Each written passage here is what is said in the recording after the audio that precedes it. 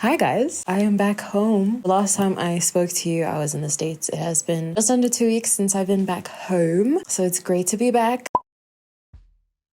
So party, welcome to my YouTube channel. I'm Rumbo, yay! And for those who don't know me already, I'm an artist and I make videos just about that. So if that interests you, you might want to stick around and hit the subscribe button down below. Today we have a special video because this is recommended by one of you guys. This video topic was recommended by Tony Dumbe. Apologies if I am not pronouncing your name correctly. Over on my community tab a couple weeks ago, I asked you if there was any video suggestions that you would like me to talk about. And I do listen to you guys. I wanted to do this video because it is a very important question, which is how do you get into the flow state as an artist? In this video, I'm going to tell you some of the ways I get into a flow state and how to make it not that hard, but also how you can fix that so that you can get locked in whenever you are creating. If you have any suggestions of videos that you would like me to cover in the future, drop it in the comments and then I will also shout you out in a future video. But before we get on to this video, make sure you like, subscribe, turn on my post notifications so you're notified when next I upload a video. Over the past 2 months, I hadn't been uploading that much because I have been away, but you will best believe that I have some fun stuff coming soon. Comment down below how you get into the flow state and any tips that you have that I haven't covered in this video. Make sure to drop it down below. What exactly is the flow state or getting into the zone? In my personal experience, whenever I'm creating, there comes a time when I can tell that I've been absorbed into what I'm doing. The feeling of, oh, I feel like stopping or I need to go do something else exits my brain and I just get lost in the act of creating.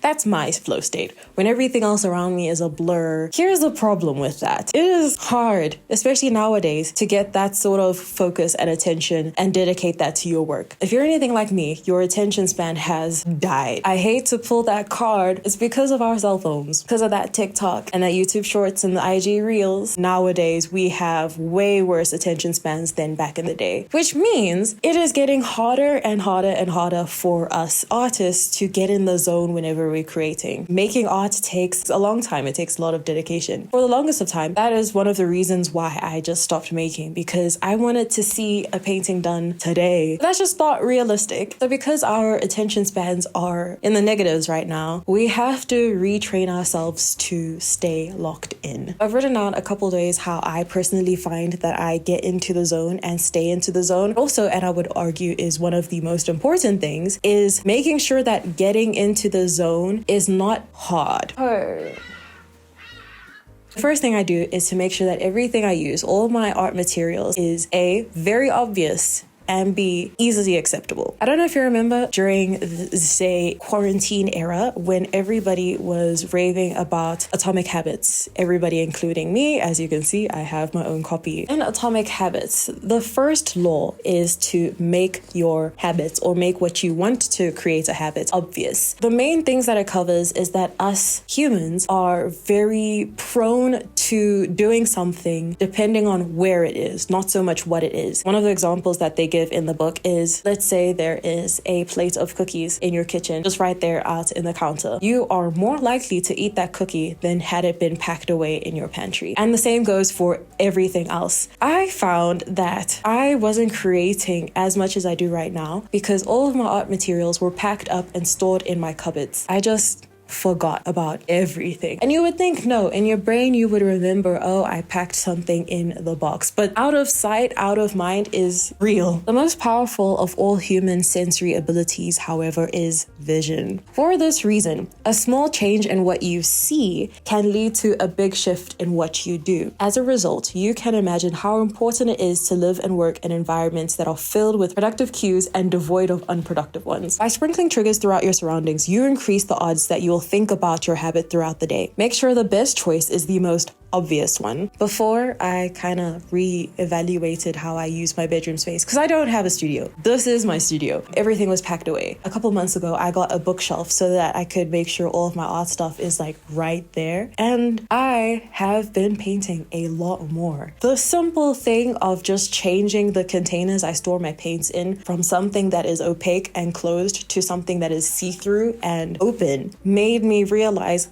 there's a bunch of stuff. Another thing is making sure that you prime spaces. That's what they talk about, is having certain allocations dedicated to different things you want to do, different habits you want to implement. It's kind of hard to dedicate a space to art because I just don't have any. And if you do have a studio space, that's great. Then having this allocation is going to be really easy. But if you're like me and you're working with your bedroom, or you're working with half a bedroom if you share it with someone, even if you have a corner that is solely dedicated to creating, make sure you reinforce that by having all of your stuff ready. I showed you this book in my last video. If you haven't watched that video, go watch it after this video. It's about Impressionism that I've been really interested in nowadays and have been implementing into my paintings. In this book also, when they talk about like setting yourself up for success in being consistent, is the fact that you have to have a space dedicated to painting, space where everything is set up so that you can just get started. It leads me on to my next point, consistency. And I mean this wholeheartedly. Come here.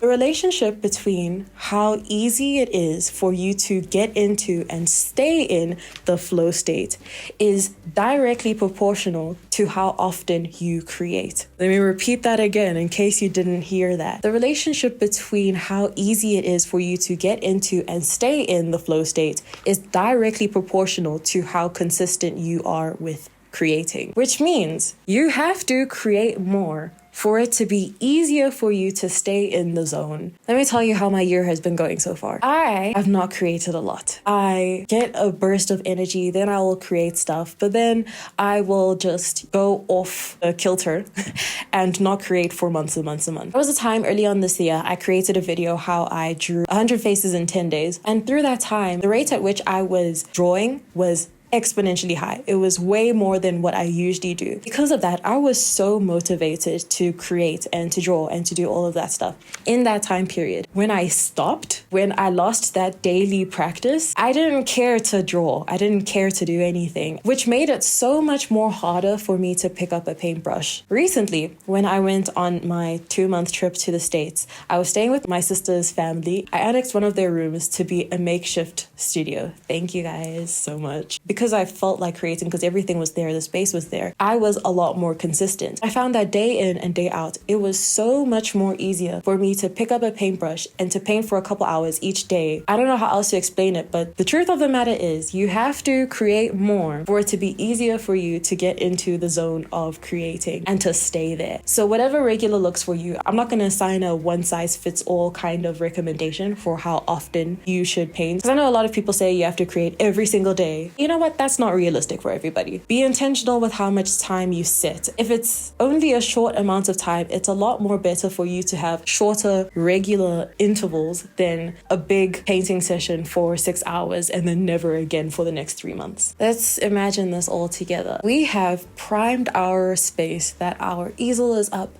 our paints are out, everything is ready for us to paint. We have been on a day-to-day basis going back and painting and creating. We're doing whatever we want. Now let's get into the actual session. For some reason, I still can't focus. I'm still zoning out and really tempted to pick up my phone and scroll through IG Reels for the 17,000th time. 2 very practical things that I do to stay in the zone. Number 1 is music, but very specifically, music through my earphones. If you've watched a paint with me, a draw with me, or whatever in my past videos, you will almost always see me wearing my AirPods. I live through music. It's not even to sound like a pretentious Gen Z. I just genuinely find that I am the most concentrated when I have music on playing. When I have my AirPods on, it just blocks out everything else. If I didn't have my AirPods in, I don't feel locked in. Music is one of the most important reasons or ways that I can get into the zone and stay in the zone. If I could summarize this whole video, if I only had to make one point, is putting on earphones. Even if you don't like listening to music, having earphones or earplugs, it has a very visible effect. It's even way different to when I have music played on a loudspeaker, which I do sometimes, but I find myself getting distracted a lot more and I find that I'm messing around a lot more. Let me tell you, when I have my earphones on, we're locked in. It's also the kind of music that I listen to during that time. I have a couple playlists that I play on rotation, or even like rock and stuff. The next thing I do to stay locked in, not overthinking anything. I am a planner, but I'm also not much of of a planner. I have both sides of the coin where I do over plan, or times when I'm like, you know what, this takes too much time and I'm just gonna wing it. I found more often than not, when I am in a painting session and I'm like, wait, no, I have to stop, take a step back and figure out my next approach. It is way harder for me to like stay in the zone when I do that. To overthink things is like the worst thing you can do when you are creating. It is good to have an outline if you do roll like that, but honestly, if you're finding that it is hard for you to decide what to do or to get yourself into the zone, just start. Just start doing whatever and take it from there. With this current body of work that I'm working on, I just started. I've done so much more in the past 2 months than I've done this entire year because I just started. I literally just turn on my laptop, get out a reference photo, put random paint blobs on my palette and start. I don't have a method to my madness. I don't have a secret behind how I mix my colors. Heck, for the most part, I'm not even mixing them that much. I find that just going into it, I'm able to do so much more and to get into the zone because I'm not preoccupied by, oh, what's the best approach? There is no best. It's just whatever works in the moment. And you can only find that out a lot of times through intuition. So my last tip on how I get into the flow state as an artist isn't about like the flow state during painting or creating, but is in the flow state of thinking and just like the day-to-day. That is to have a commonplace book. I learned about commonplace books a month ago. This is a very recent occurrence. From what I gather, that is the use of a commonplace book, and you can correct me in the comments if I'm wrong. Commonplace book is basically your own little archive of information and research that you're collecting on a day-to-day basis based on whatever you want to collect. It's a bit different from a journal. Journaling is more on personal research. With this commonplace book, it is you going out and jotting down facts, quotes, ideas, thoughts of things around you and using them in the future.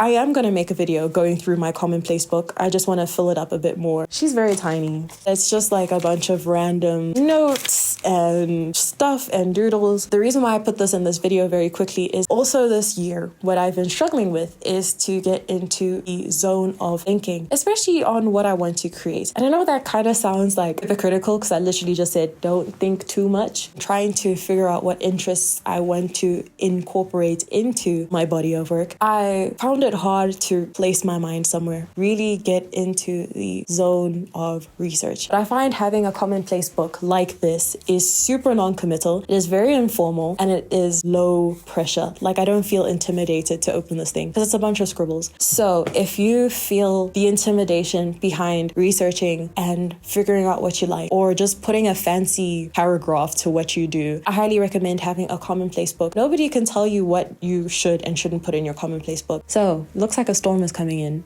And also my camera overheated. Anyway, as I was saying, have a commonplace book, try it out. Maybe getting your thoughts out before you create will also help you get into the flow state because your brain won't be ruminating over things. This tip is a little bit left field, but I really felt the need to add it in here. If there is any other way you get in the zone when you're creating, leave it in the comments. It sounds very simple, but like all of these tips are small but monumental. And I end off this video here and say thank you so much for watching. If you like the video, if you like me, subscribe, comment down below, all that fun jazz, and until then.